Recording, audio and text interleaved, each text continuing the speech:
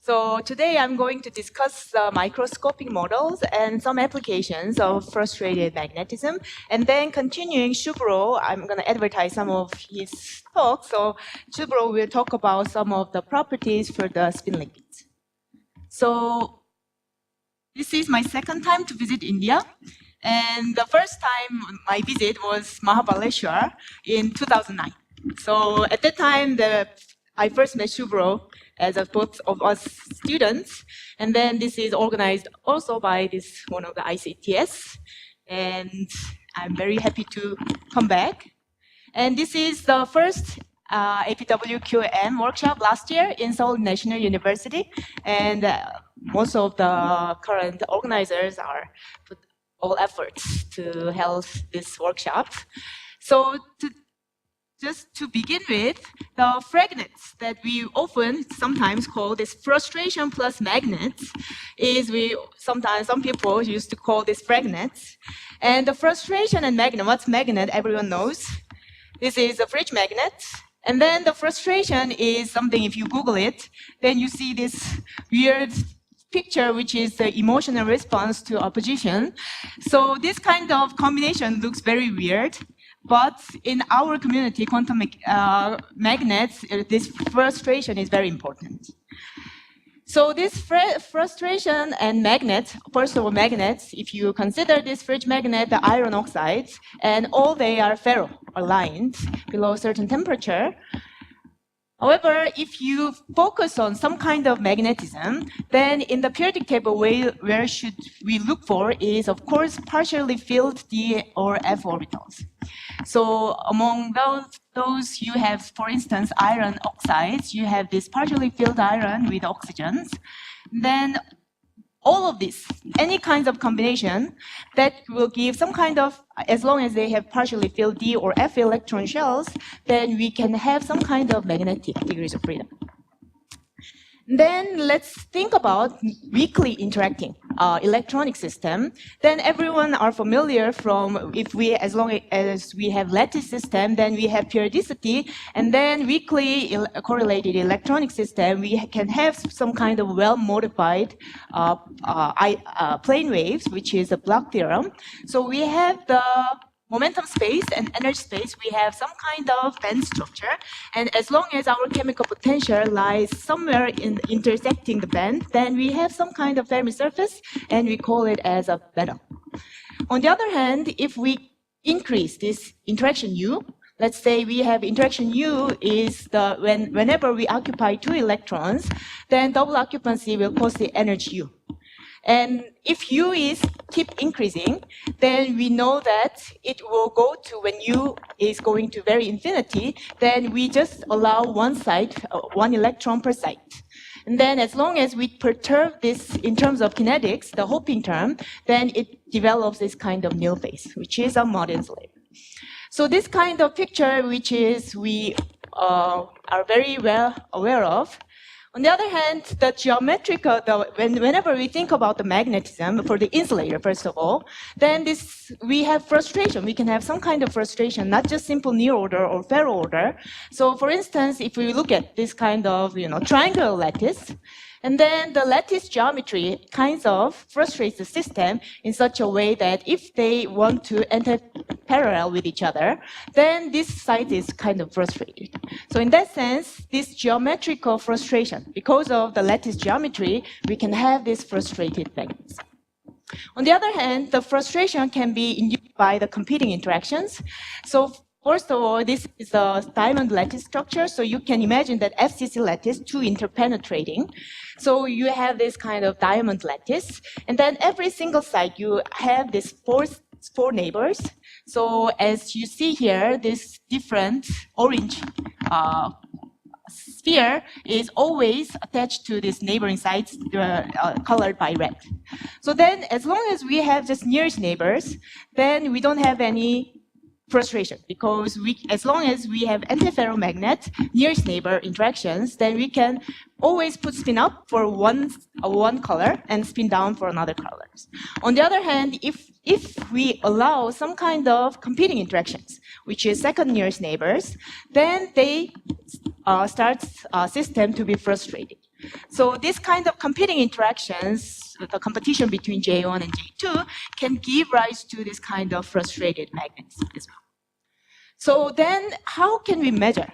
Imagine that we don't know any kind of information to some kind of material, then how can we measure this? So this is the frustration parameter that we usually define. The frustration parameter F is defined by the ratio of the Curie-Weiss temperature and the real ordering temperature. So as you know, the Curie-Weiss law at high temperature gives this chi inverse is proportional to this temperature divided by subtracted by this Curie-Weiss temperature. So if you plot just chi inverse as a function of temperature, then this is the actual temperature, ordering temperature, and then the Curie-Weiss temperature that you get by plotting, extracting this.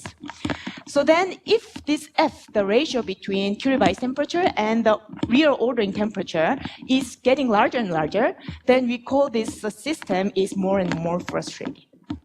So bigger F, the system is more frustrated, and sometimes the system fails to order even when temperature goes to 0. Then it corresponds to the spin leakage. So as one example, there are many, many frustrated materials, but as one example, the frustration parameter for these spinel materials.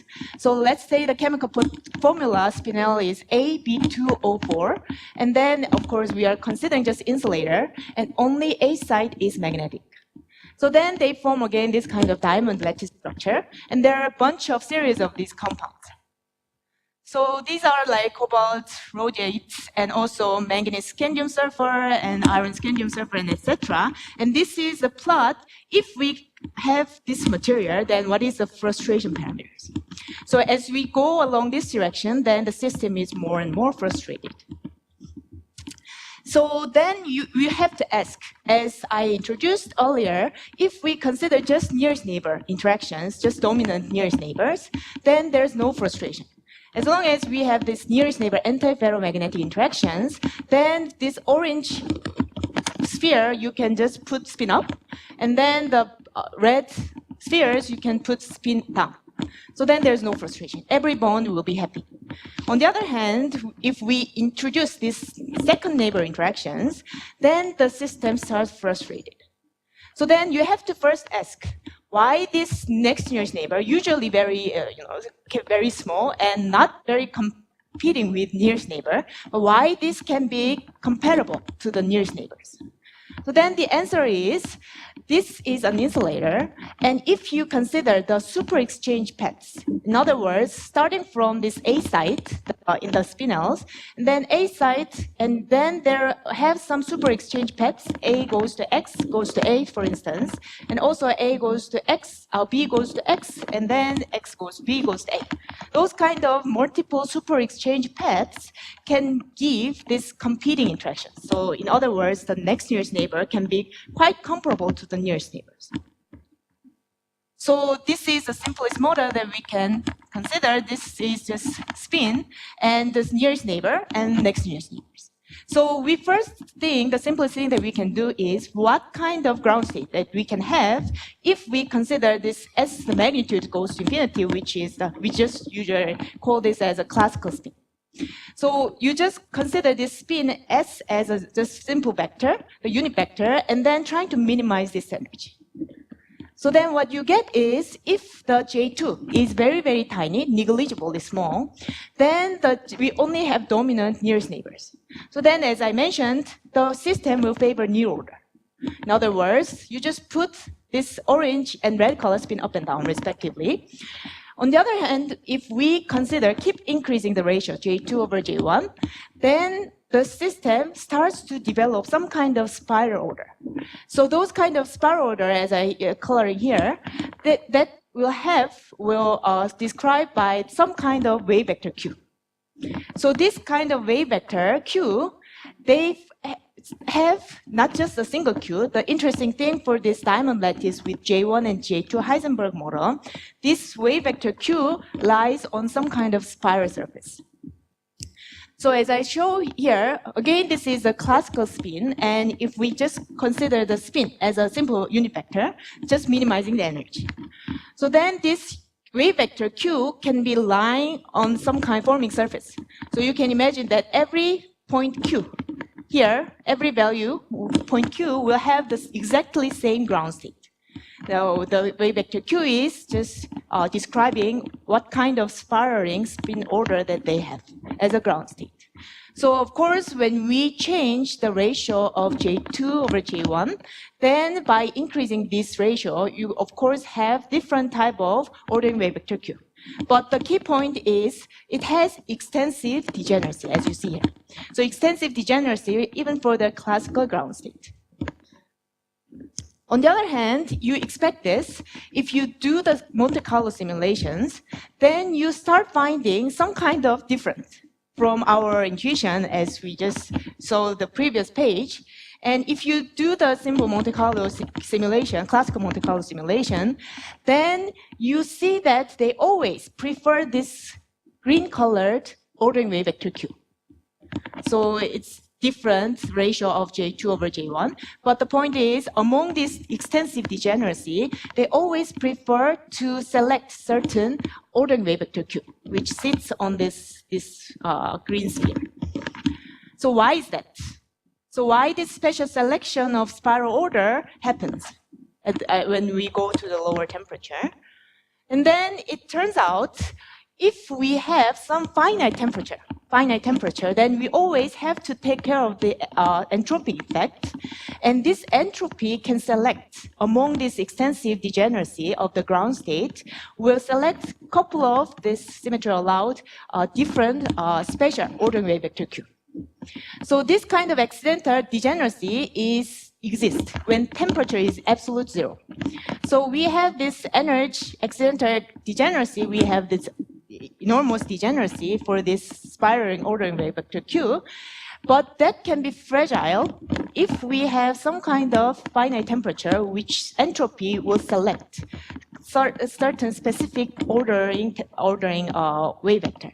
So at finite temperature, it will select special Q which minimizing the entropy effect. So this is kind of not intuitive in such a way that usually if we assume the temperature, finite temperature, it will disorder the system. But in this case, if you have this accidental extensive degeneracy, then this finite temperature, having finite temperature, will select help ordering. So that's nothing but, as Gang discussed, order by disorder mechanism. So order by disorder means having some finite temperature, they will select some of the particular ground state. So it can happen for thermal fluctuations. So this is a schematic picture. Imagine that we have lots of different ground state energy.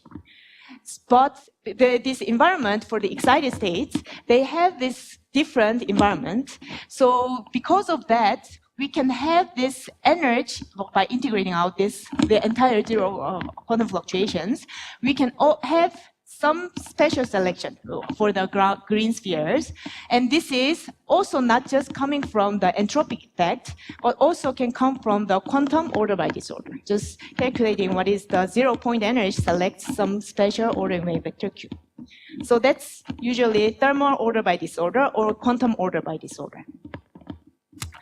So this frustration parameter F, as I mentioned, before we discuss this, the frustration parameter, what if it goes to infinity, which means it never orders the system, then as Subhro will discuss in the next session, the spin leakage emerges. So what's interesting is spin leakage, it's highly correlated, but there's no ordering. There's no breaking of there's no order parameter. And also we have this long range entangled, and also some kind of fractional excitations. So, which first kind of conceptually are discussed by this Bill Anderson. So Subhro will discuss what's the whole story about this spin leakage. And then let me skip this. So if we consider the simplest Hamiltonian J1, J2 model, we had this kind of analysis. Sometimes frustration can happen because of the competing interaction, but we can complicates our system more complicated way. So what if the system has the orbital degrees of freedom? So far we haven't never discussed. In terms of this Hamiltonian, we never discussed just pure spin, and then just spin magnitude is large enough. And then we have this J1, J2 model. But in reality, if we think about multiple electrons, then they always have partial filling either d or f orbitals. So orbitals, as you already well know, this 5D or 4D or 3D, we have this xy, yz, xz, or x square minus y square or z square type of orbital, and similarly for f orbitals. So this kind of orbital degrees of freedom, when we start to consider, then this simple Hamiltonian can be very, very different. So first of all, let's think about this d orbital in crystals. So without having a crystal, just these all d orbitals are degenerate. On the other hand, if we have these orbitals, this is the red. In red sphere, you can imagine that these 3 or 5 different d orbitals sits in, but they always have some surrounded by oxygens or whatever, ions. And then if they form this kind of octahedral environment, then we call this as octahedral sites. On the other hand, if this sits in the tetrahedral environment, then we call it as a tetrahedral site. So for octahedral sites, you have this T2G is lower than EG.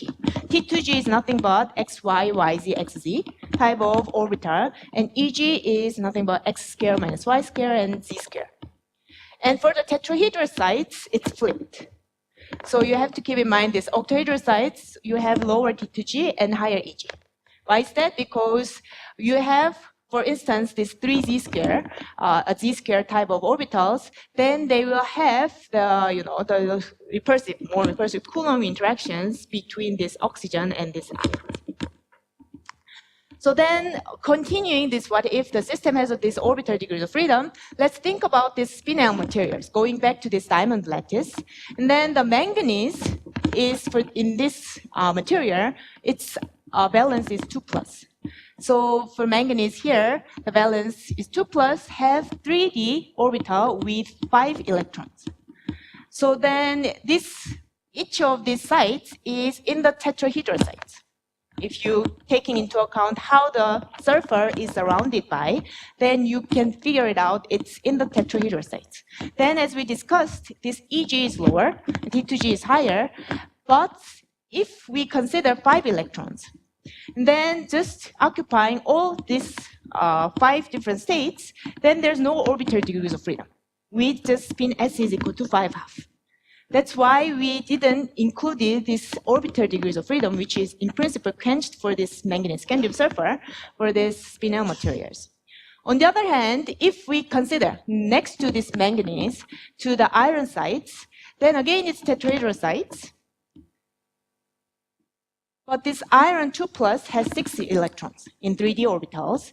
Then if you're trying to fill up the 6 orbitals, 6 electrons, then you have this orbital degrees of freedom.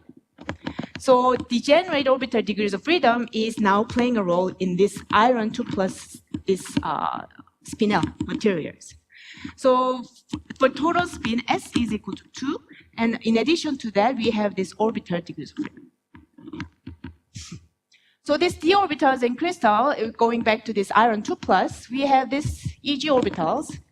And then this EG orbital with, let me just put this EG orbital degrees of freedom as T, pseudo Pauli matrices, and the total spin S is equal to 2. So then, including both of them, then we can consider this Kugel-Khomskii type of spin orbital exchange models, which is it's basically done by Gang's earlier work. And if we consider this kind of symmetry, general symmetry or allowed term, then of course we can have spin-spin interactions and orbital-orbital interactions and orbital-orbital interaction and also spin-spin interactions, etc. So this kind of thing is if we include the spin and orbital degrees of freedom together, then it can complicate our Hamiltonian more and more. That's basically, if we consider this orbital degrees of freedom, the life is more complicated. So then now we also have this spin and orbital is coupled. So the spin-orbital coupling is basically, if you go below these periodic tables, then this atomic spin-orbital coupling is heavier because the heavier element, we have larger Z quantum number, the number, so Z number, we have larger spin-orbital couplings. So as you assume, if we consider this iron starting from iron, ruthenium and osmium, then as you go below, it's heavier, gets heavier and heavier, and the spin-orbital coupling should be very enhanced. So let's go back to this iron case and include, of course, the absolute magnitude compared to other 4D or 5D is quite small, but still there's some finite spin-orbital coupling. So then what happens if we consider this spin-orbital coupling for the iron sets? So this is again this lambda L.S, this atomic spin-orbital couplings. And then now we also have this large crystalline electric field. So this in the tetrahedral sites, we have EG, lower EG, and higher T2G. So then what happens is, if we taking into account these both contributions, we have spin-orbital coupling and also this crystalline electric field. So then, because of this combination, you can think about the process where this electron, single electron from EG orbitals, and excites and then coming back.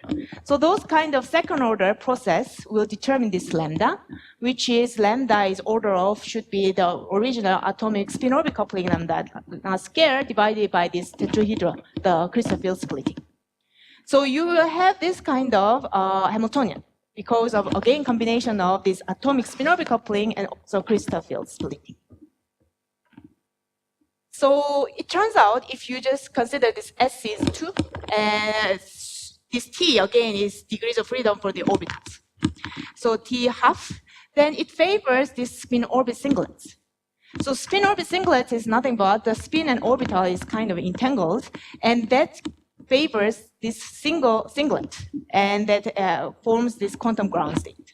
So it's highly non-trivial, this spin-orbit singlets, but because of this spin-orbit coupling and crystal field splitting, this kind of effect can favor this the interesting spin-orbit singlets.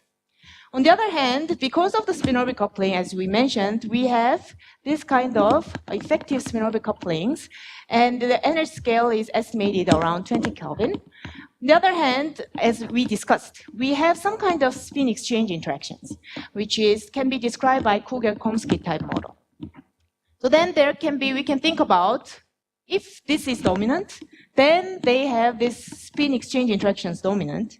On the other hand, if this is dominant, then we have this singlet. Spin-orbit singlet will be as a ground state. So we can think about the competition between this. This is actually, I copied from Gang's paper.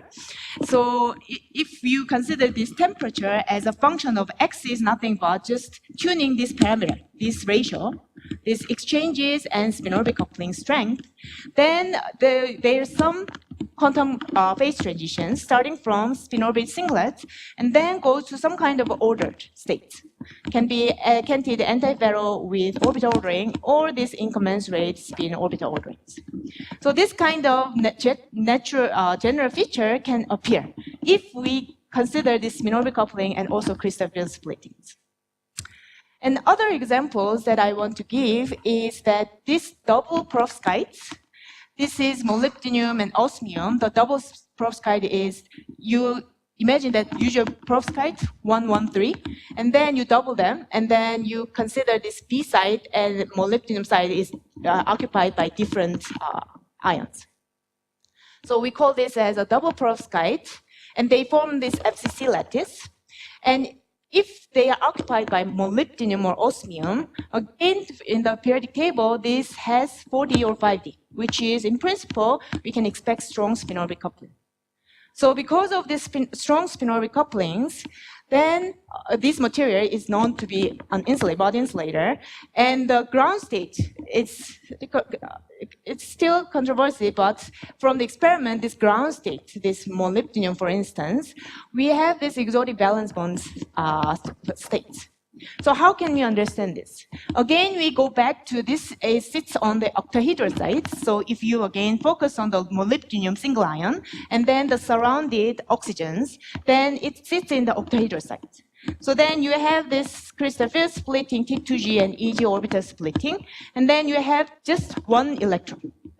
So then you have this single electron in T2G. Okay? So single electron in T2G, and then if we consider they form the FCC lattice. So let's focus on this one and this one, these neighboring sites. So then these XY orbitals and the XY orbital, these neighboring XY orbitals, can make the hopping of the electrons, and they have some kind of spin-spin interactions. So then eventually you get this simple Hamiltonian.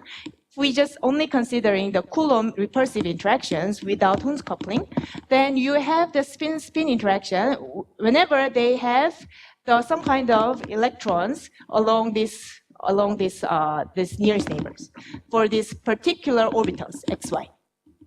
And similarly for the other directions, you have yz or xz type of orbitals.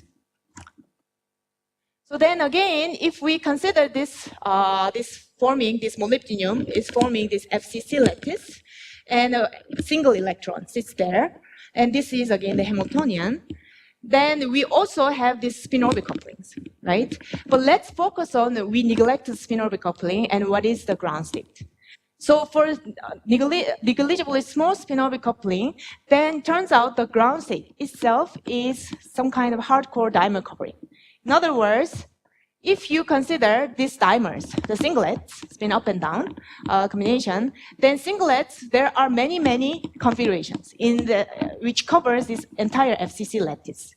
So some kind of massive degeneracy is again due to the FCC lattice is frustrated, geometrically frustrated. So this kind of different type of dimer covering is the exact ground state for this Hamiltonian. On the other hand, if we consider spin-orbit coupling is very, very large in such a way that J, compared to J, this lambda is much larger. Let's imagine that kind of situation. Then you first have to think about what is the ground state for a single site level. So that turns out, if we're starting from the crystal field splitting, already well defines this T2G and EG splitting, and then if we introduce the spin-orbit couplings, then we will have effective, your original spin-orbit coupling, lambda times L dot S. L is equal to 2 for the d orbitals, and S is half. So then you can project this lambda L dot S into this T2G basis, assuming that this crystal field splitting is large enough.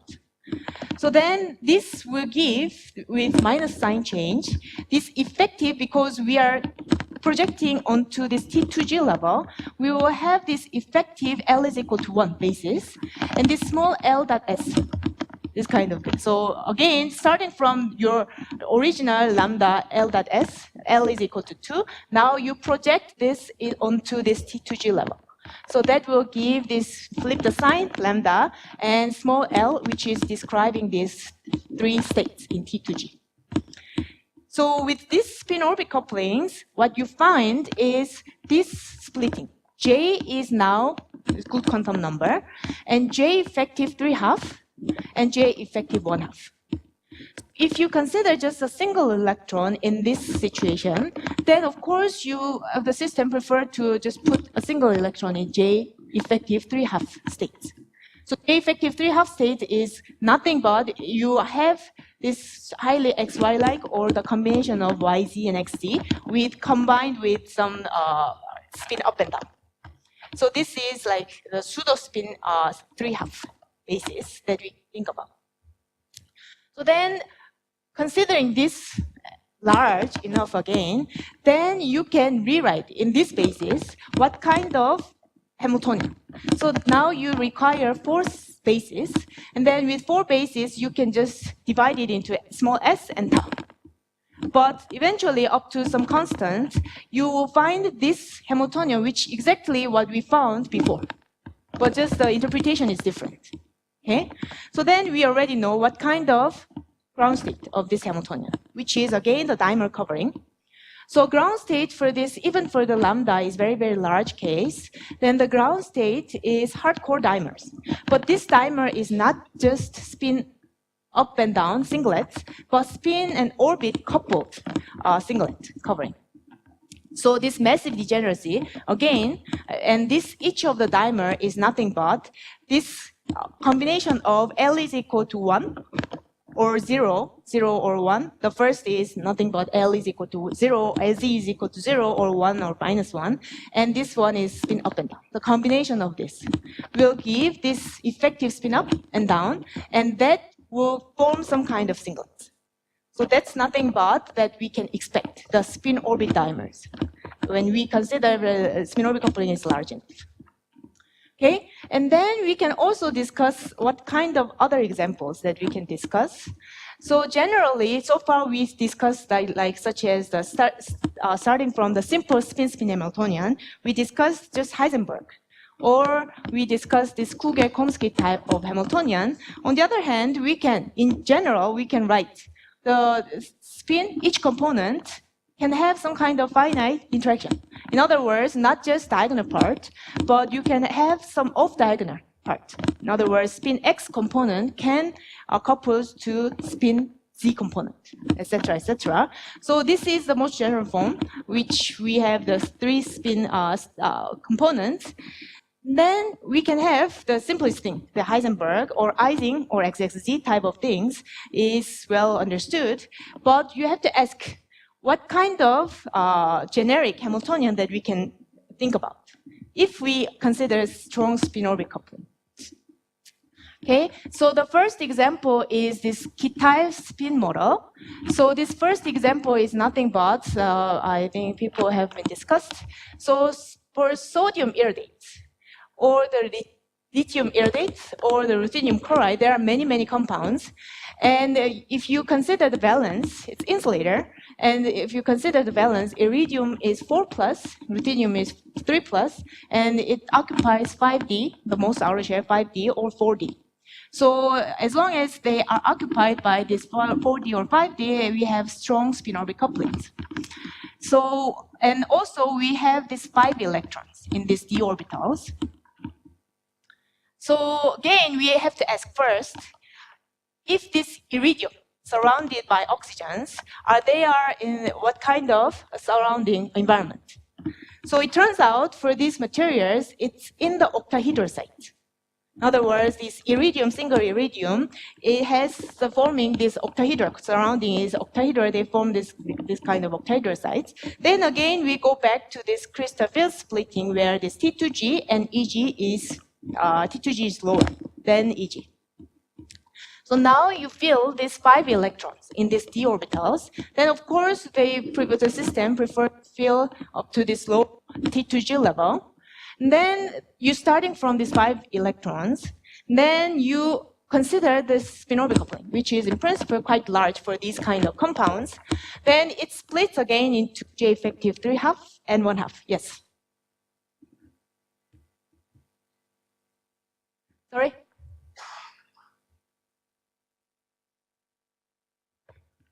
Oh, so this crystal field splitting is quite large, so order of electron volts. And then, then it's just occupying the lowest T2G level. Sorry?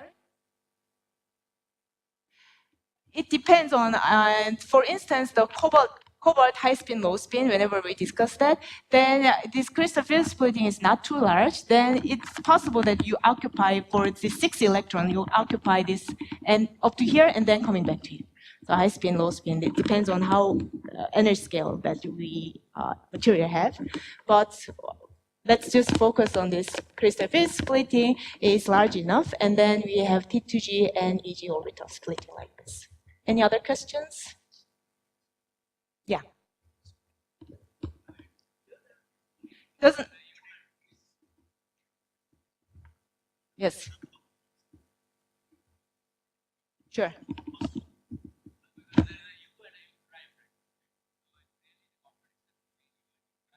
Sure. Yeah. Effective.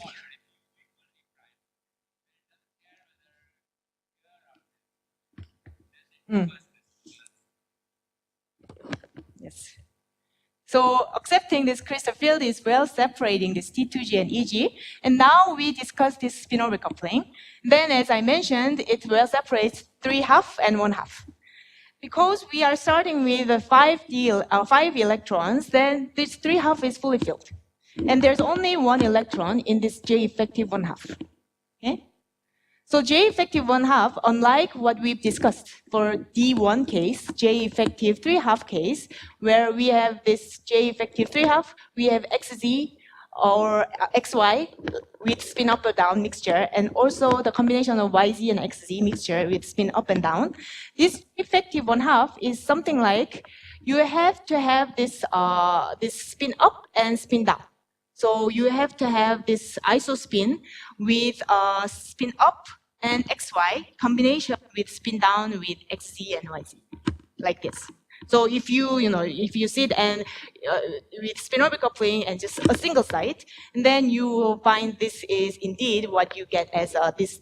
In order to explain this J effective one, describe this J effective one, which is the pseudo iso spin up and down. Okay, and then now you are kind of not done, but done with for the single site level. So you have just iridium oxygen oxide and octahedral sites with strong spin-orbit coupling. You have this splitting for large spin-orbit coupling, and you get this. Now you have to think about how this iridium, these octahedral sites are communicating.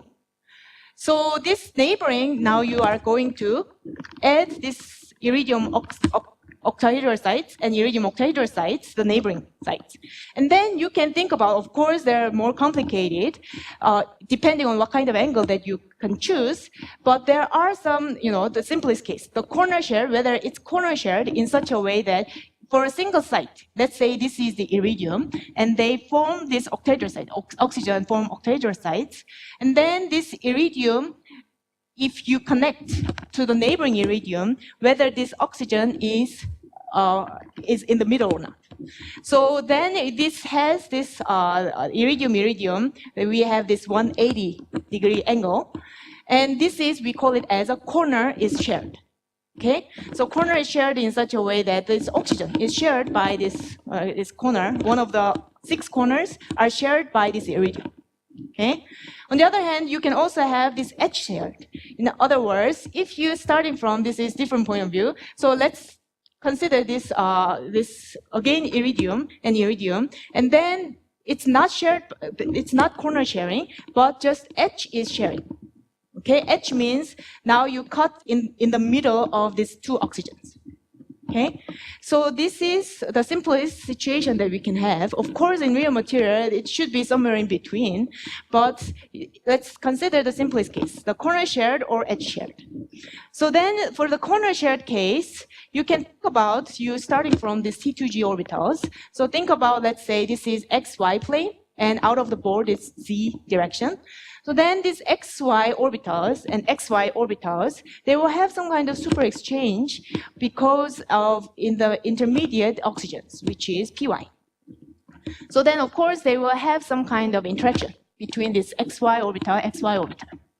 Similarly, if you consider XZ orbitals, which is out of board, now you have Z direction. So XZ orbital with PZ.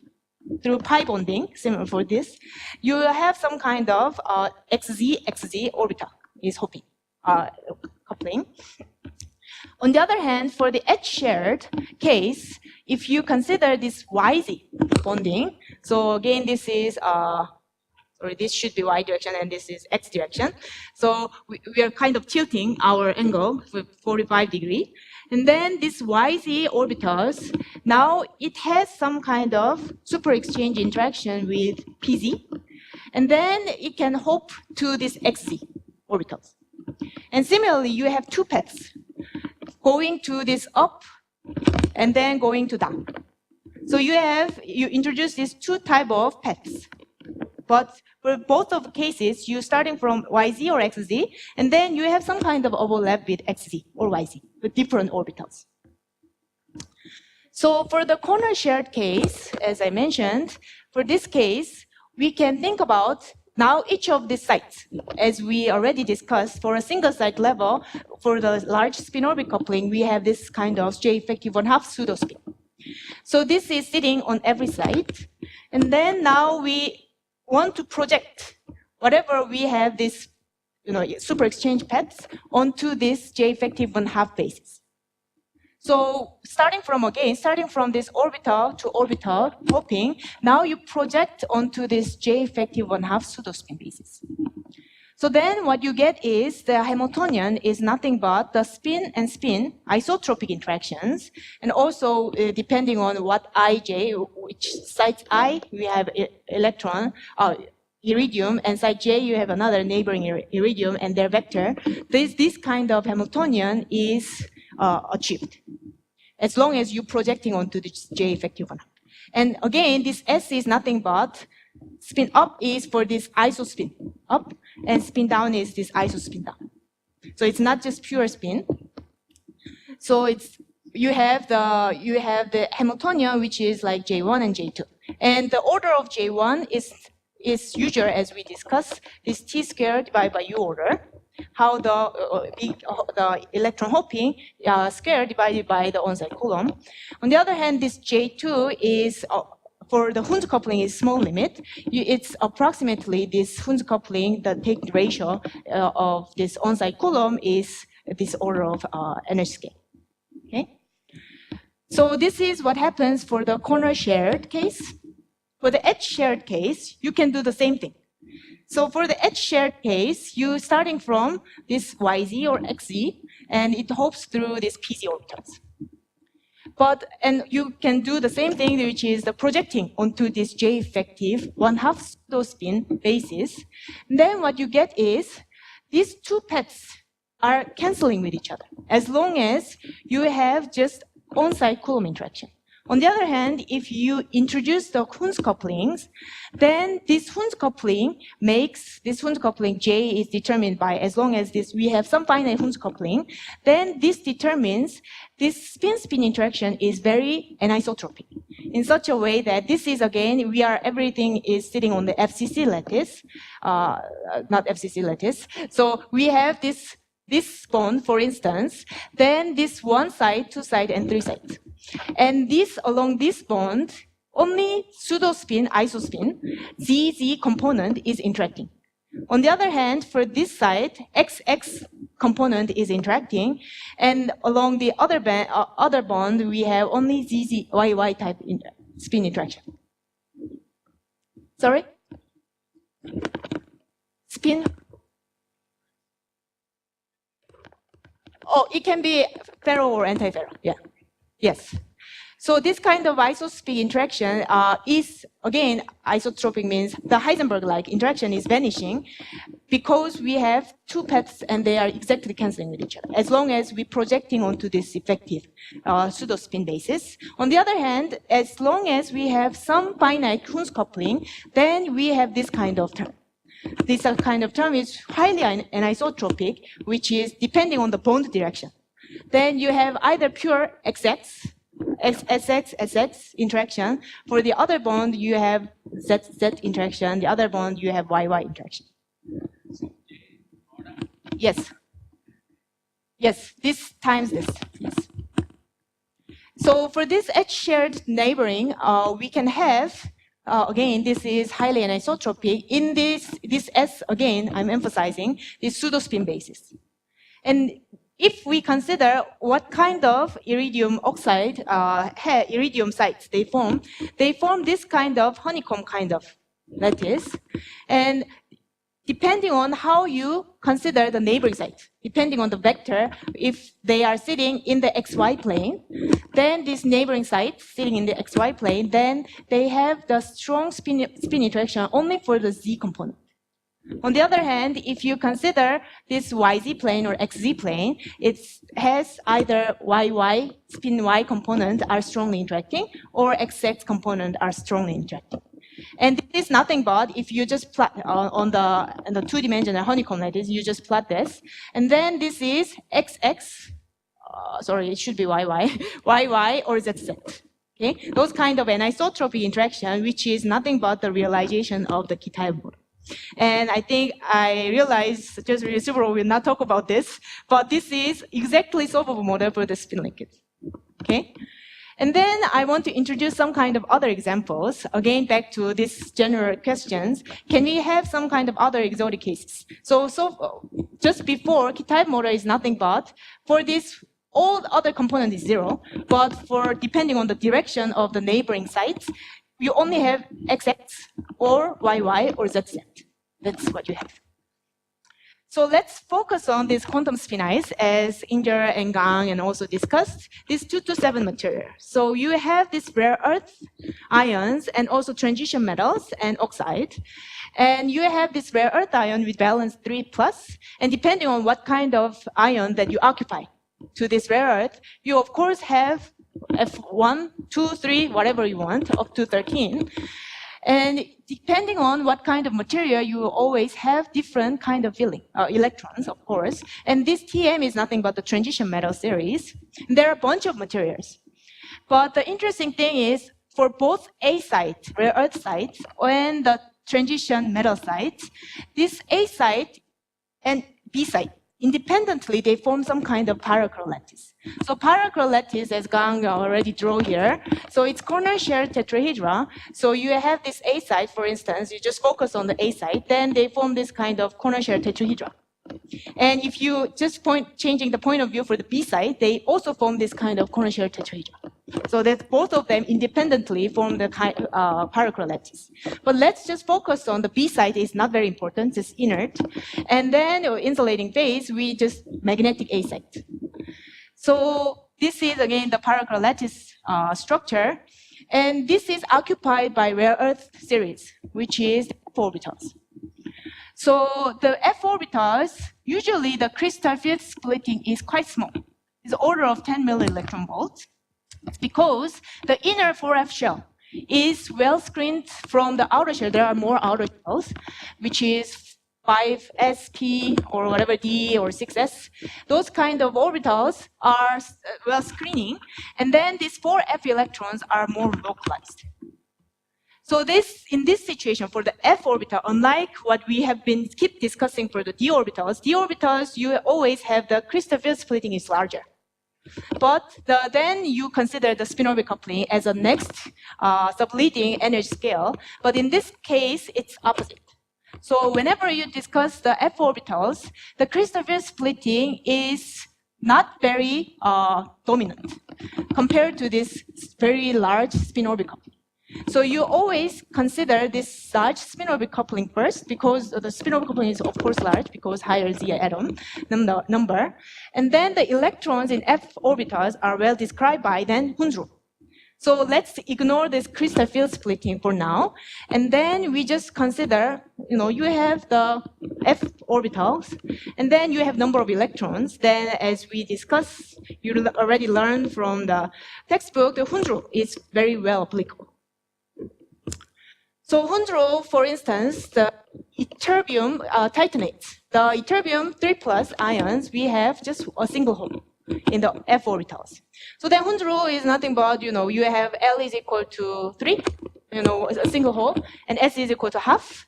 Then J is not more than half filling, it's 7/2. So then for these 8 total states are, describing this ytterbium 3+. Having a single hole. And then, of course, there is always finite crystal field splitting. So then once we include the crystal field splitting, then these 8 levels split into Kramer's doublets, 4 Kramer's doublets. With Kramer's doublet for these half-integer spins, you always have time reversal symmetric partners. So these Kramer's doublets, and depending on what kind of ion that you consider, for instance, praseodymium 3+, then it's not always Kramer's doublet that we often call as non-Kramer's doublet. For such case, J is always integer, not half integer. So in this case, as crystal field splitting is order of, an order of 110 milli-electron volts, but then usually for these 4F orbitals, this effective, because it's well localized, their effective spin-spin interactions, our energy scale itself is very small. So for such case, this energy for the spin exchange interactions is smaller than whatever the crystal field splitting. So then we focus on, we expect usually the system will develop some kind of interesting phenomena below this J, the energy scale. Then we can think about just focus on the lowest doublet, okay? Because that's why the temperature region where we are interested in. So then, depending on, of course, the terbium titanates, it's different. This next lowest Kramer's doublets are quite close to this lowest doublets. But anyway, so this is what we usually have as a picture. So we focus on this pseudo spin 1/2. Again, it's Kramer's doublet protected by time reversal symmetries. So those kind of things that we can consider for this ytterbium titanates or whatever these 2 to 7 materials. So focus on pseudo spin 1/2, and as also Gang discussed, we have this local z-axis. So because we have this oxygen environment again, then this local z is the easy axis, which we always describe as SZ. So it, depending on the sublattice, you always go towards the center of the tetrahedron. So then again, we go back to what kind of spin-spin interaction. This is not pure spin again. This is this pseudo-spin. So this pseudo-spin again coming from J effective 7/2, split by this crystal field splitting. And for this lowest doublet for the ytterbium case, it's Jz is equal to 7/2 and some linear combination of other Jz values. So this kind of pseudo spins, then you can think about what kind of, we have symmetry of this tetraparacril lattice. And because of the existence of the lattice symmetry, now you can constrain what kind of spin-spin interactions that we allow. So for instance, with a pure spin case, it's just Heisenberg, right? Or Eisen case, it's just ZZ is dominant. And for the Kitaev case, you have only non-zero value depending on the direction of the neighboring sites. But in this case, if you just focus on a zero sublattice, for instance, one sublattice, then you have this 4 independent symmetry allowed Hoping term. The spin-spin exchange terms. So which is, again, purely constrained by the lattice symmetries of these paracurs. And, yes. Sorry? So J01 is whatever 0 sublattice and 1 sublattice, and this is 3 by 3.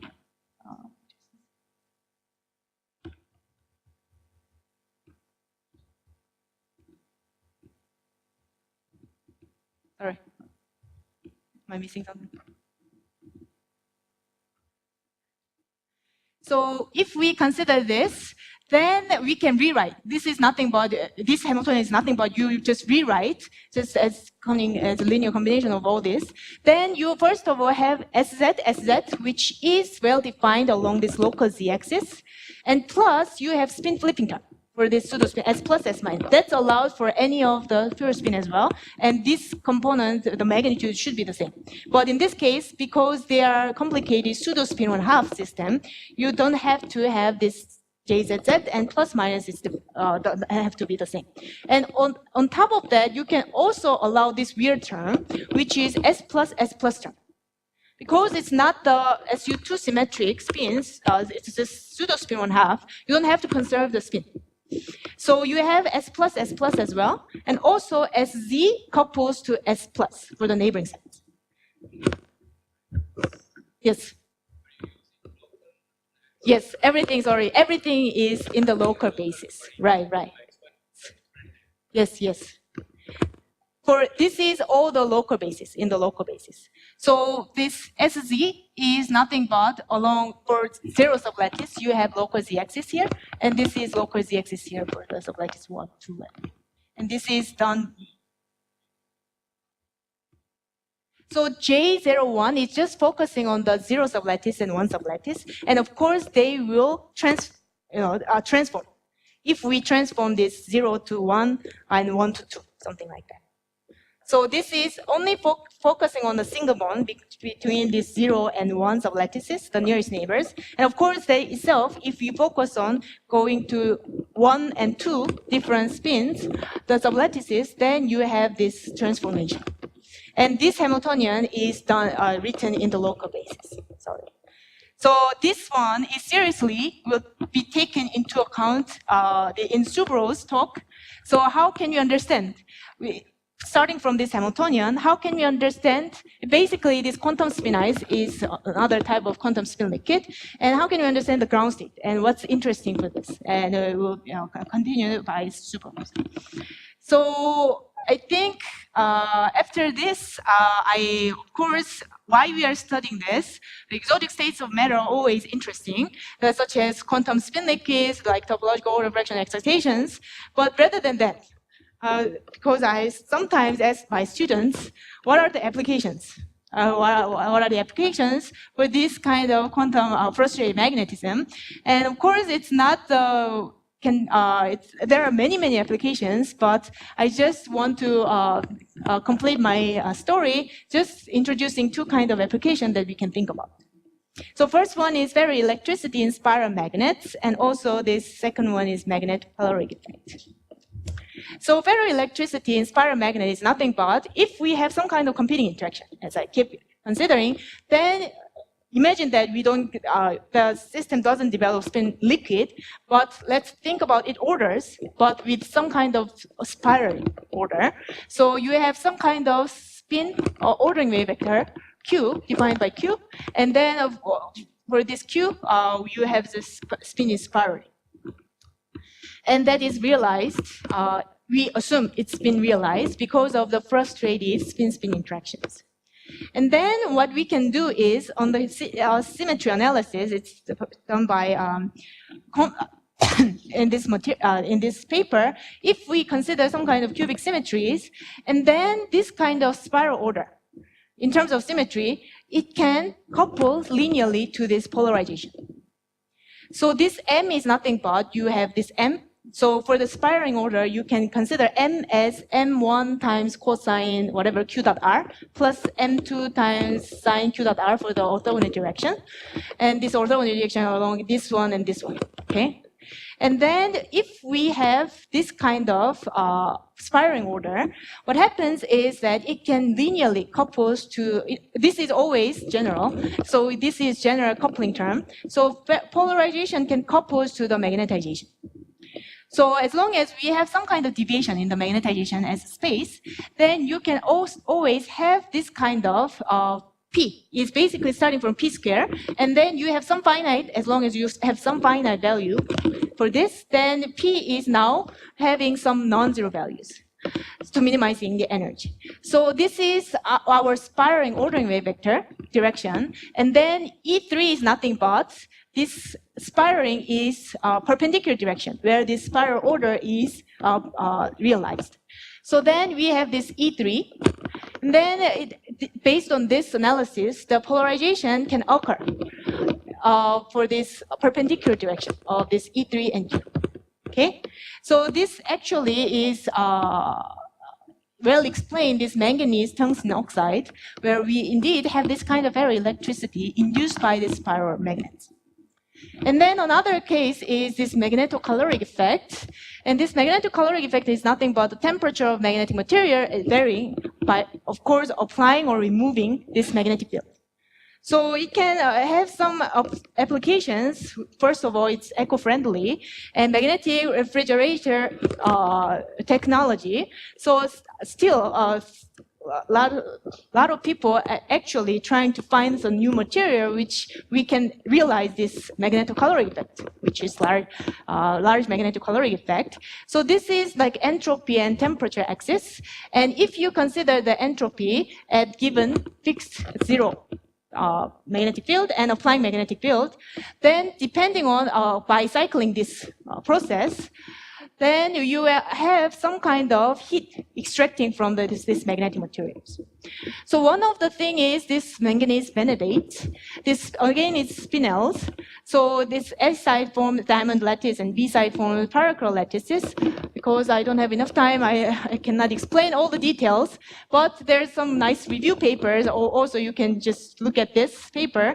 And then for the iron and vanadium, you have different kind of this sometimes orbital degeneracy or non-orbital degeneracy. But we have some kind of also spin-spin interactions.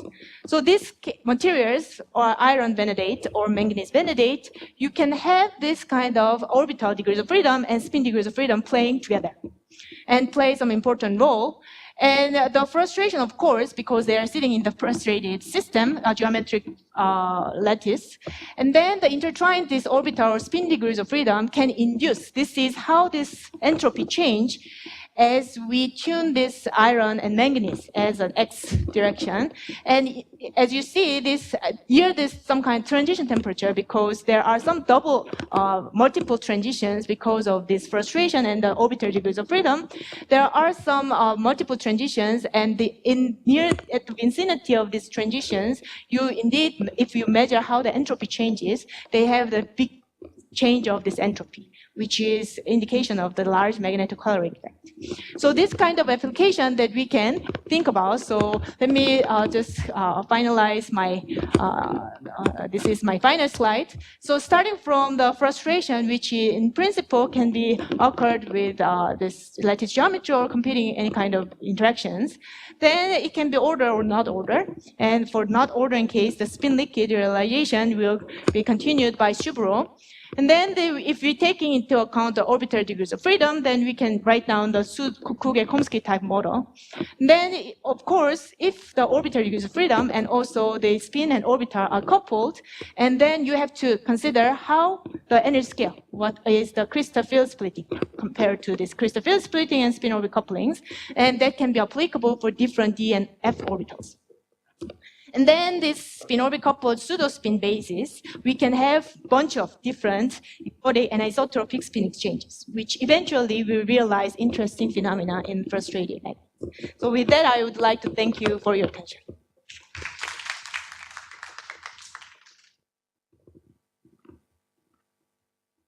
So any questions from the audience?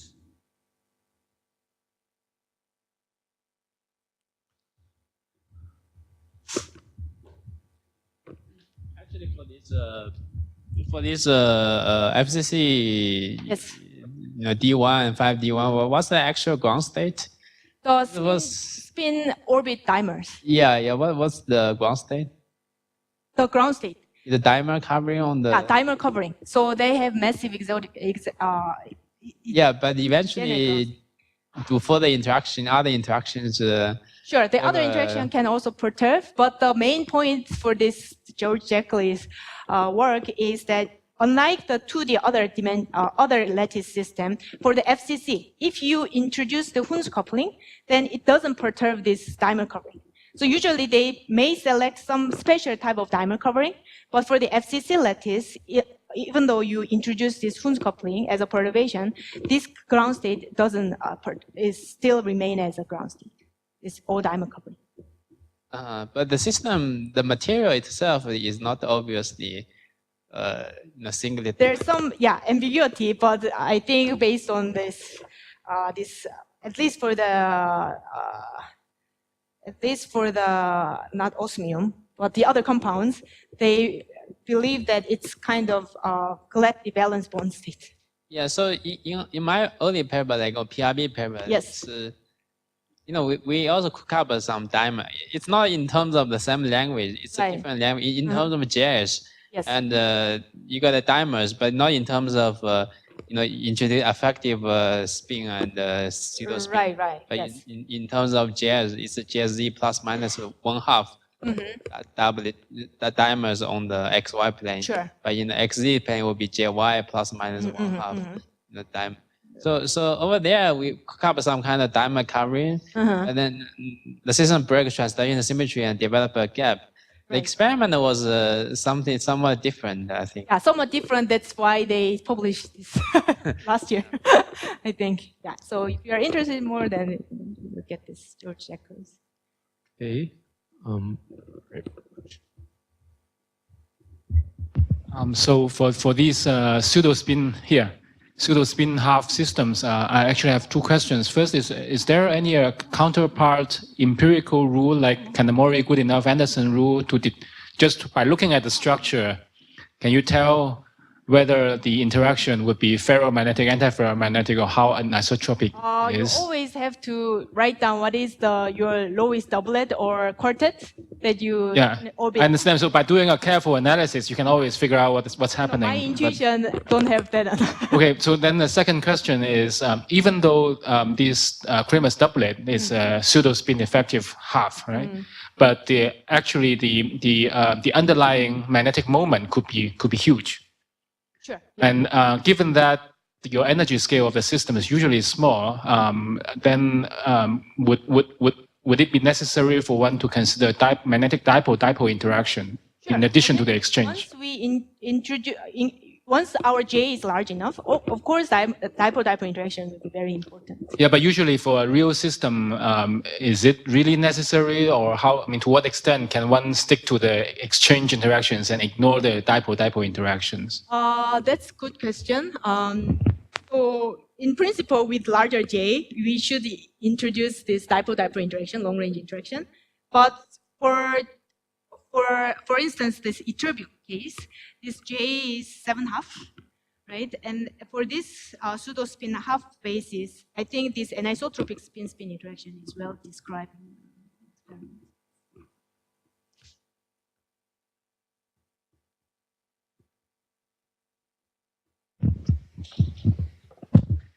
Is there a dimensional dependence of the crystal field? The question is, for example, imagine that the surrounding octahedral structure around the d orbital is kept intact, but then you think of making layers of this. Sure. Yeah. As far as the J half pseudospin is concerned, will, depending on the length of the size of the dimension on the z axis, is this the effective J half? Does it change, or? Sure. It can, of course, change. For instance, if you're stacking, considering the stacking along z direction, then xy, of course, and yz, xz, those T2G orbital level is split, right? So then you have to take into account that kind of level splitting, and then you introduce the spin-orbit coupling as well, etc. It's more complete.